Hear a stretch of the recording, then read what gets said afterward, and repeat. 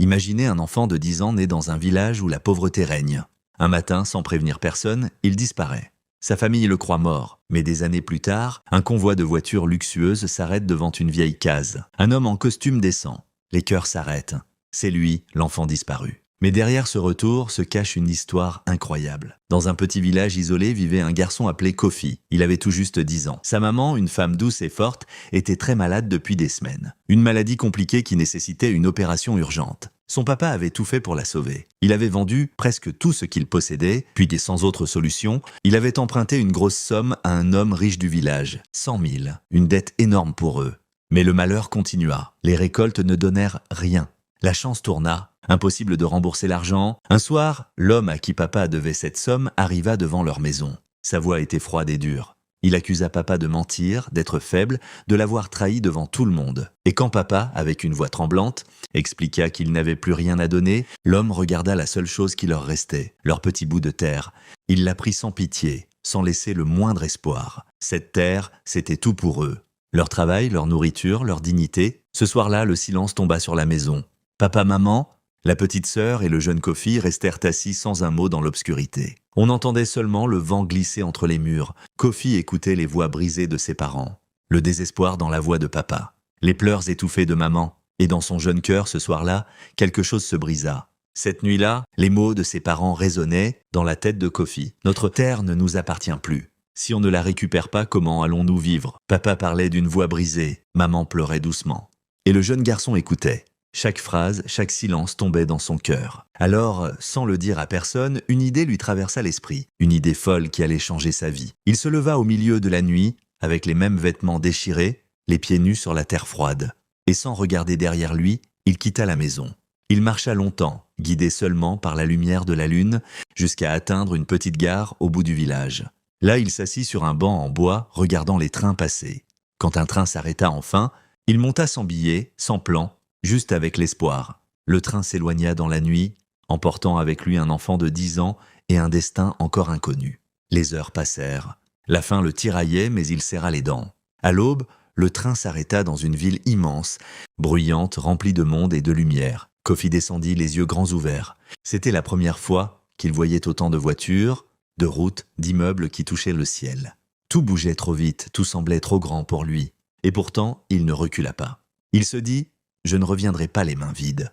Il marcha longtemps dans les rues, sans savoir où aller, jusqu'à ce qu'une odeur de nourriture chaude lui fasse tourner la tête. Un petit restaurant de bord de route, rempli de chauffeurs venus manger et rire avant de repartir. Son ventre criait famine, mais il n'avait rien, pas une seule pièce. Et c'est là qu'allait commencer la première épreuve de sa nouvelle vie. Sous le soleil brûlant de la ville, Kofi s'approcha timidement d'un homme au visage bienveillant. Il joignit les mains, la voix tremblante. « Monsieur, j'ai faim. Je cherche du travail n'importe lequel. Je peux faire tout ce que vous me demanderez. Je vous en supplie. » L'homme, un chauffeur routier, le regarda longuement. Ses vêtements poussiéreux, ses yeux pleins de fatigue. Il comprit tout de suite que ce garçon ne mentait pas. « Écoute, petit, dit-il doucement. Moi, pour l'instant, je n'ai pas de place. Mais va parler au patron du restaurant là-bas. Peut-être qu'il pourra t'aider. » Kofi hocha la tête. Mais avant de partir, il murmura encore « Je ne veux pas d'argent, monsieur. Donnez-moi juste à manger et je ferai tout le reste. » Le chauffeur resta un instant silencieux. Puis un léger sourire lui échappa. « D'accord, monte avec moi. Tu m'aideras sur la route. » Et ce fut le début d'une nouvelle vie. Kofi devint son assistant. Il chargeait les sacs, nettoyait la cabine, allait acheter de quoi manger quand le chauffeur en avait besoin. Il dormait dans le camion, mangeait peu, mais il apprenait. Chaque jour, il observait comment l'homme conduisait, comment il parlait aux clients, comment il négociait les livraisons. Le temps passa. Le garçon maigre et timide devint un adolescent fort, silencieux et déterminé. Un soir, alors qu'il s'était arrêté près d'un entrepôt, il regarda son mentor et dit calmement « Chef, j'aimerais apprendre à conduire. » L'homme posa sur lui un regard étonné puis attendri. « Conduire ? Mais tu es encore trop jeune, petit. Tu n'as même pas 18 ans ? Je sais, mais je veux apprendre. Un jour, j'aurai mon propre camion. » Un silence. Puis le chauffeur hocha la tête et dès le lendemain, il lui montra comment tenir le volant, comment sentir la route, comment écouter le moteur. C'était le début d'un apprentissage entre un homme qui croyait encore à la bonté et un enfant qui refusait de rester pauvre. Les années passèrent. Kofi conduisait maintenant comme un véritable professionnel. Même avant d'avoir son permis, il maîtrisait déjà la route mieux que bien des adultes. Mais le jour de ses 18 ans, il fit les choses dans les règles. Il passa son examen, obtint son permis et, fier comme jamais, il loua son premier camion. C'était une liberté nouvelle. Chaque matin, il prenait la route. Debout face au vent, le regard tourné vers l'horizon. Il gagnait bien sa vie, 30 parfois 35 000 par mois. Et chaque pièce, il la gardait précieusement. Il voulait bâtir quelque chose de grand. Un soir, la route était longue, sombre et déserte. Son camion était chargé de marchandises précieuses. Le moteur ronronnait doucement quand soudain, à quelques mètres devant lui, un éclat de métal, un bruit sourd, une voiture ou plutôt ce qu'il en restait. Le véhicule était retourné sur le bas-côté, tordu comme du papier, la carrosserie écrasée. Le silence après le choc. Sans réfléchir, Kofi freina brusquement et immobilisa son camion. Il descendit en courant, le cœur battant fort. À l'intérieur de la voiture, une femme gisait inconsciente, le visage couvert de sang. Il sentit son cœur battre à tout rompre, mais pas une seconde d'hésitation. Il la souleva avec précaution, la porta jusqu'à son camion et reprit le volant à toute vitesse. La route semblait interminable, chaque minute comptait. Finalement, il atteignit un hôpital. Là, il la fit admettre, signa les papiers, resta 2 jours entiers à veiller sur elle, sans dormir, sans partir. Et puis un matin, alors que le soleil perçait à travers la fenêtre, la femme ouvrit enfin les yeux. « Vous allez mieux ?» demanda-t-il. « Vous êtes en sécurité maintenant. » Elle le regarda perdu, la voix encore faible. « C'est vous qui m'avez sauvé ?» Kofi hocha la tête, un léger sourire sur les lèvres. Mais il ne savait pas encore que cette rencontre allait bouleverser son destin. Bien plus qu'il ne pouvait l'imaginer. Les chauffeurs routiers travaillent dur, très dur. Mais les plus malins, ceux qui connaissent bien la route, savent comment économiser du carburant, comment négocier les trajets, comment arrondir les fins de mois. Kofi lui apprit vite, très vite. Grâce à son intelligence et à son courage, il économisa chaque billet, chaque pièce, jusqu'au jour où il eut enfin assez d'argent pour réaliser son rêve, acheter son propre camion. Il n'était plus simple employé. Désormais, il roulait pour lui libre et fier. Pendant des mois, il conduisit sans relâche. Son camion était neuf et brillant, c'était presque comme une promesse de réussite. Et puis un matin, le téléphone sonna. Une voix de femme, douce mais légèrement blessée, résonna à l'autre bout de la ligne. « Alors, jeune homme, 3 mois ont passé, et pas une seule fois tu n'as pris de mes nouvelles. Tu m'as sauvé la vie et depuis plus rien. » Kofi eut un léger sourire un peu gêné. « Pardonnez-moi, madame. Je travaille jour et nuit, mais demain je passe justement dans votre ville pour une livraison. Je viendrai vous voir, c'est promis. » La femme hésita un instant, puis répondit d'une voix calme. « Très bien, je t'attendrai. » Ce que Kofi ignorait encore, c'est que cette femme n'était pas n'importe qui. Elle s'appelait Amina. Veuve depuis plusieurs années, elle dirigeait seule plusieurs entreprises florissantes. Une femme forte, respectée et admirée pour son courage. Le lendemain, Kofi arriva dans la grande ville. Après avoir garé son camion et terminé sa livraison, il prit la route vers la demeure d'Amina, une maison élégante, sobre et chargée d'histoire. Quand elle ouvrit la porte, elle eut un sourire sincère, presque tendre. « Enfin te voilà, dit-elle doucement. Entre, j'ai beaucoup de choses à te dire. » À cet instant, Kofi ne le savait pas encore, mais cette rencontre allait ouvrir un chapitre totalement nouveau de sa vie. L'atmosphère était chaleureuse. Elle l'invita à s'asseoir, lui présenta ses enfants, 2 jeunes filles souriantes et polies. Ils partagèrent un petit déjeuner simple mais plein de douceur, comme si le hasard avait voulu recréer une famille autour de cette table. Puis après un moment de silence, Amina le regarda avec bienveillance. « Dis-moi Kofi, d'où viens-tu? Où vivent tes parents ?» Le jeune homme inspira lentement. Ses yeux s'assombrirent, comme si une ombre du passé traversait son regard. « Mes parents vivent à Kibara, dit-il d'une voix basse. Un village perdu entre les collines et la poussière. Je n'y suis pas retourné depuis longtemps, très longtemps. Je leur ai promis que je ne reviendrai qu'un jour, le jour où je serai devenu quelqu'un de grand, le jour où je pourrai leur offrir une vie meilleure. » Amina resta silencieuse quelques secondes, touchée par cette détermination. Puis elle reprit doucement. « Tu conduis un camion, mais avec ton intelligence, tu pourrais faire bien plus. As-tu déjà pensé à changer de voie ?» Kofi esquissa un léger sourire. « Madame, quand j'étais enfant, j'ai quitté ma maison sans rien. Le premier métier qui m'a ouvert les bras, c'était celui de routier. C'est grâce à la route que j'ai survécu, appris, grandi. Je me sens vivant quand je tiens un volant. C'est tout ce que je sais faire et tout ce que j'aime. » Amina l'écoutait avec attention. Puis soudain, elle posa sa main sur la sienne dans un geste maternel. « Ne m'appelle plus madame. Appelle-moi maman. » Kofi resta figé, surpris. « Maman ? Oui, tu m'as sauvé la vie, » dit-elle avec une émotion retenue. « Depuis ce jour, je n'ai cessé de penser à toi.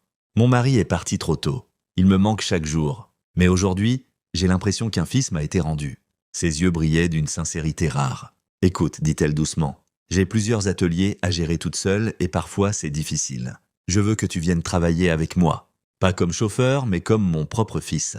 Je t'apprendrai tout ce que je sais et ensemble, on fera grandir cette maison. » Dans le regard de Kofi, quelque chose changea. Pour la première fois depuis son enfance, il sentit la chaleur d'un vrai foyer. « Je veux que tu restes ici, » murmura-t-elle calmement. « Reste avec moi. Aide-moi à gérer mes entreprises.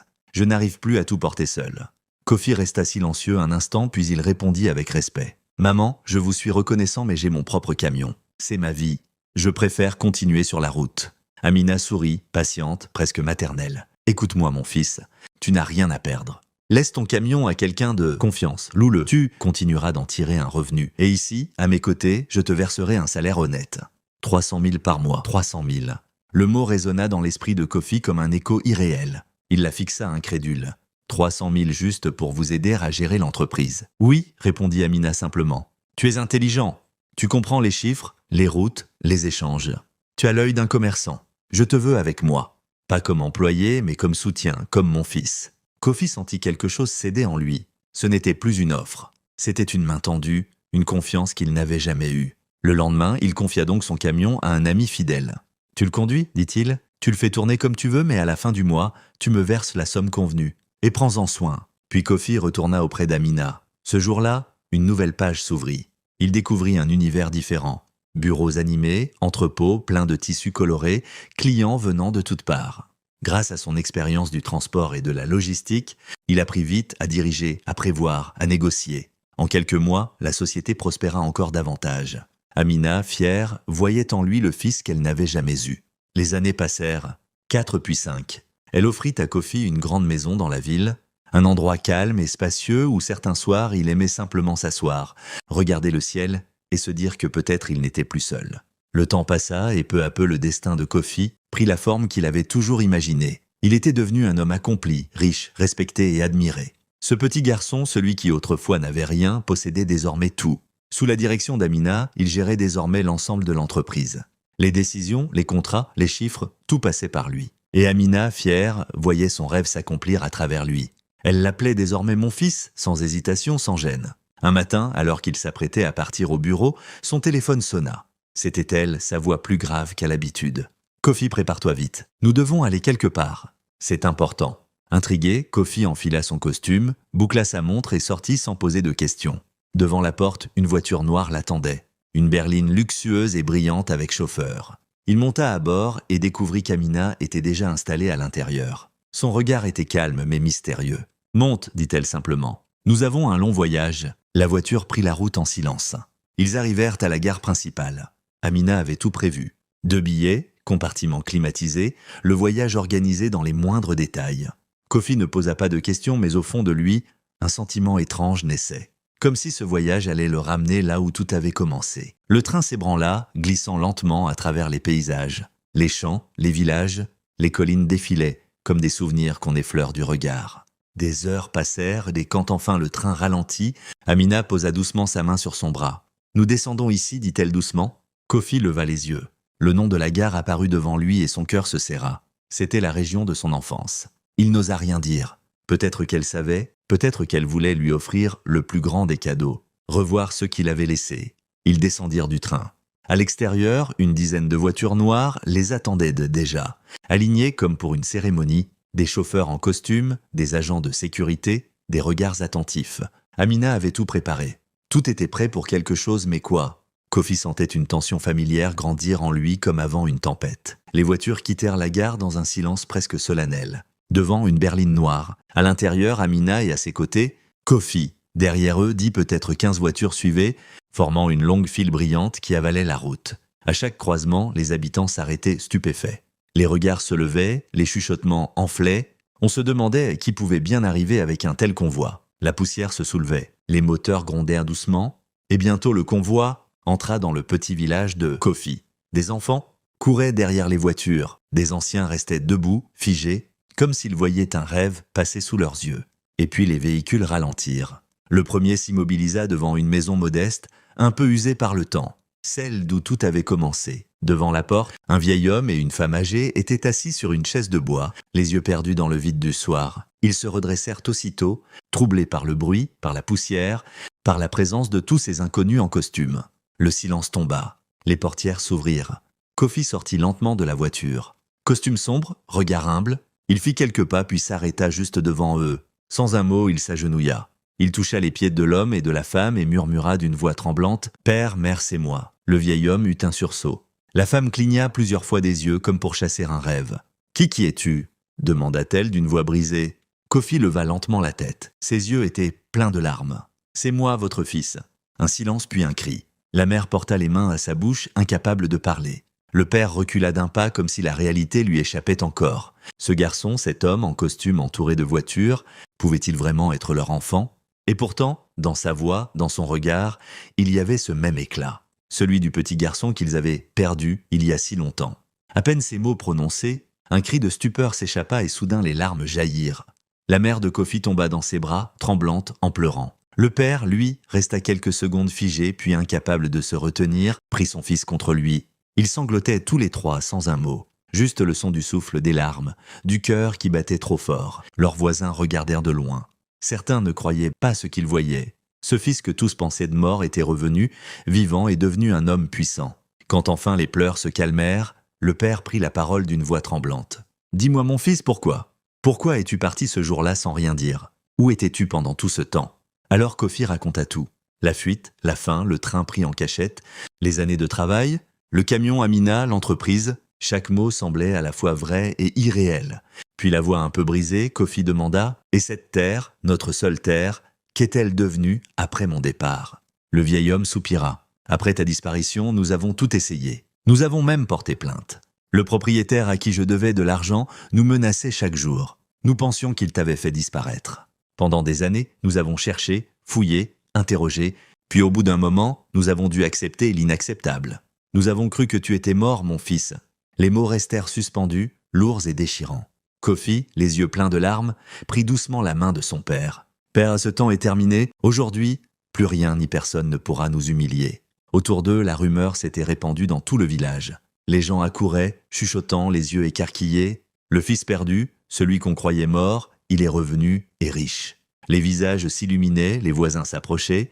Regards de joie, d'étonnement, de respect. Amina, restée légèrement en retrait, s'avança à son tour. Kofi prit doucement sa main. « Père, mère, voici la femme qui m'a redonné une vie. Celle qui m'a tendu la main quand je n'avais plus rien. » Ils la saluèrent avec gratitude et tous s'assirent ensemble là, devant la vieille maison. On parlait, on riait, on pleurait encore un peu.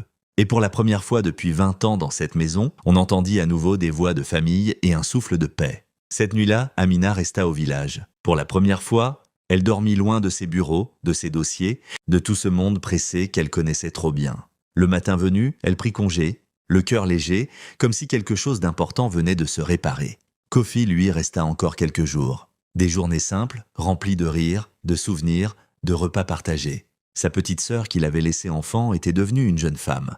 Il la regardait avec tendresse, comme pour rattraper le temps perdu. Puis, il rentra à la ville, dans la grande maison qu'Amina lui avait offerte. Là où tout brillait de modernité, Kofi retrouvait enfin quelque chose qu'il avait longtemps cherché. La paix. Les années passèrent. Sa sœur se maria dans une belle cérémonie pleine de joie, de musique et de sourires. Kofi, entouré de ses parents, pleurait encore, mais cette fois c'était des larmes de bonheur. Désormais, tout ce qu'il avait promis au petit garçon de 10 ans qu'il avait été, il l'avait accompli. Il avait quitté la misère, affronté la route, construit sa chance, retrouvé sa famille. Et dans un coin de son cœur, il savait que sans Amina, rien de tout cela n'aurait existé.